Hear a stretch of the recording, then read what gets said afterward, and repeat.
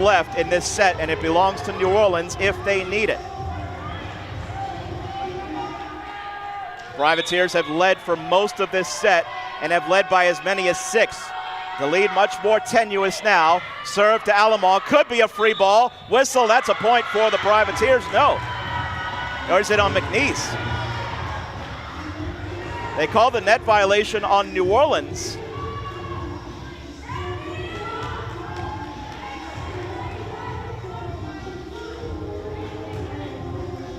And Coach Preston asking for clarification. McNees to within 1.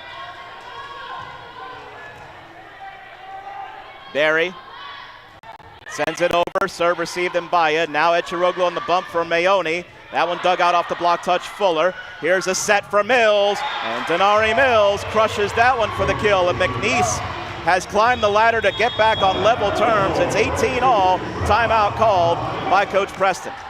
No timeouts left for either side, and this is what we talked about with the youth of this McNees team. Now that they've generated the momentum to get themselves back into this set, this finish also important for both sides, certainly. For the Privateers, they're looking to turn away this first real big spell of momentum the Cowgirls have had in this match.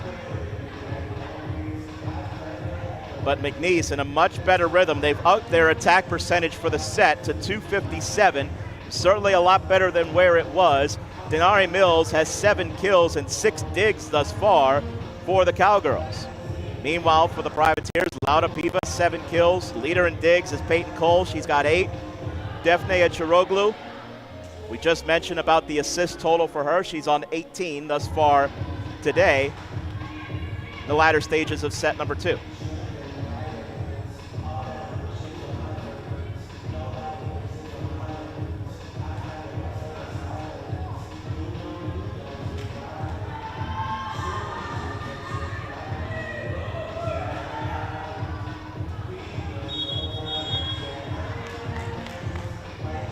Once again, it is Neil Grace Berry to serve for McNees.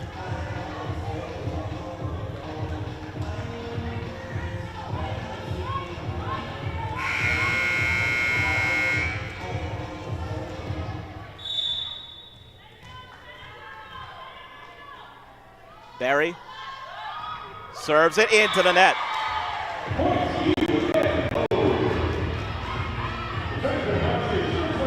Every error is looked at so much more closely in these types of situations. Peyton Cole to serve for the Privateers. Cole sends it over, serve received Anderson. Hauser underneath to set this one through the block touch, but there's Eciroglu.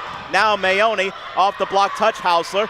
Fuller bumps this one for Mills, tips it over the block, but Sapp covers. Now Eciroglu sets behind her to Mayoni on the tip, and kept over by McNees. Eciroglu sets to the middle for Scales, trying to push it deep, and that's going to be a kill. Anderson dove to try to keep it alive, but Akir Scales strategically pushing it deep in the court. Summer Anderson's one-handed try could not keep the ball alive any further.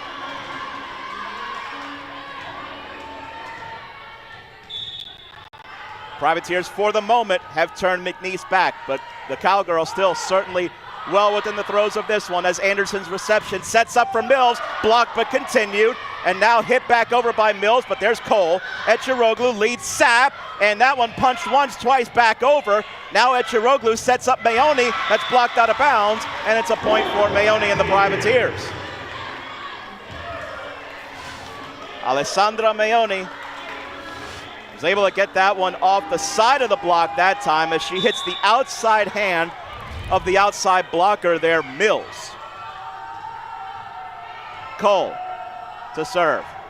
Sends it in a line. There's Mills. Hauser now set it back this time for Barry. Sends it deep. That's a kill as Mbaya was trying to shuffle her feet, but kind of got stuck a little bit there.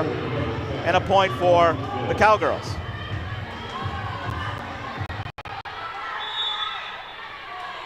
Now Mills to serve for McNees.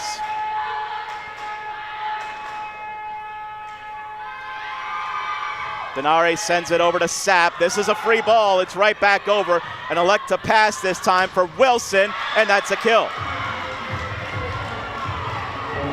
And Coach Preston looking to the bench, and that is Piva who's going to come in here for Mbaya and will play middle back. Cowgirls back to within one.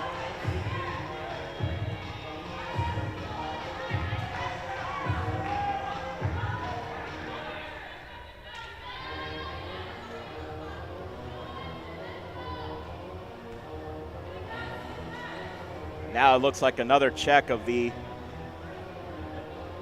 rotation.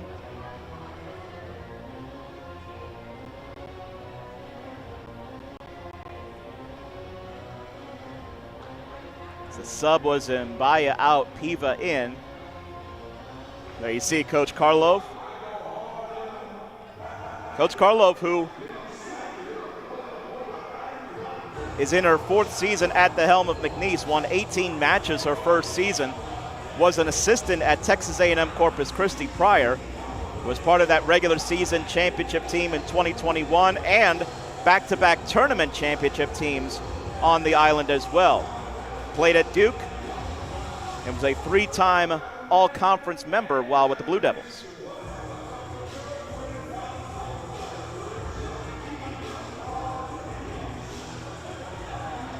So there's some consternation here about the rotation.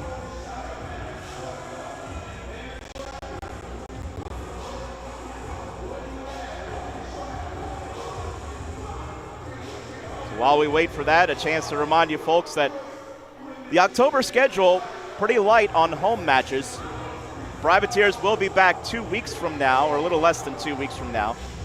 Thursday, October the 9th, is the next home match for the Privateers. They'll go to Lamar and then, or Stephen F. Austin and then Lamar next week before coming back to face East Texas A&M October 9th and Northwestern State October 11th. And within the next 7 matches for the Privateers, those are the only 2 at home. They have a 3-match Texas road swing beyond that. Deep serve, Piva. Eciroglu to set. This is for Sapp. Vinay Sapp gets the point for the Privateers. No, they called a tip. Well, the ball was definitely out, but they called a touch. The line judge called a touch, and Coach Karlov is challenging it right away. There's no question about the in or out. It was well out. The line judge initially called in, which certainly wasn't the case, but was there a touch? And it's tough to tell from those angles.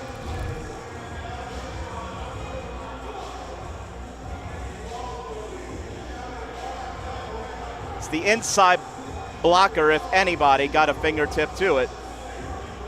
Big call coming up here.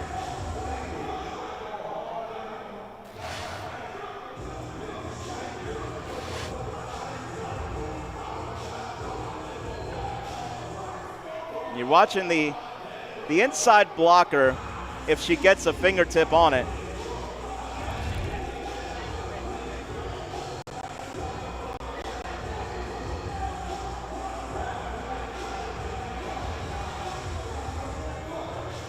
So while we wait, we can finish off, of course, what we were talking about with the Privateers. They're going to be battle tested on the road because that road stretch is at A&M Corpus Christi, at UTRGV, and at HCU.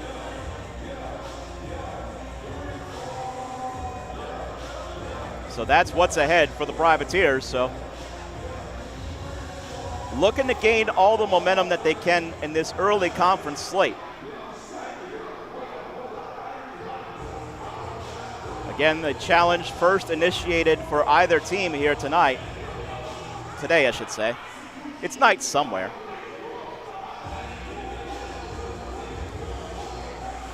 And if this call is upheld, and your score that you're seeing on the screen is correct. Of course, if it is reversed and there's no touch seen, then it's tied at 21.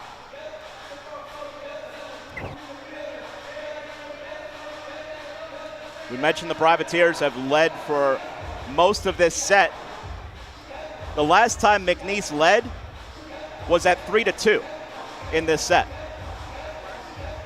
Privateers surged ahead from there, and they've been in front basically ever since with just one tie score in the mix in that stretch from 3-2 up until now, pending review.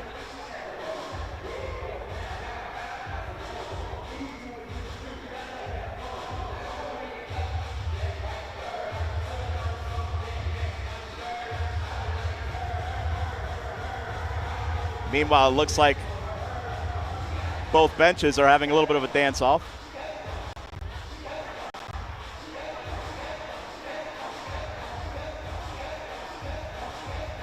While we wait for the verdict.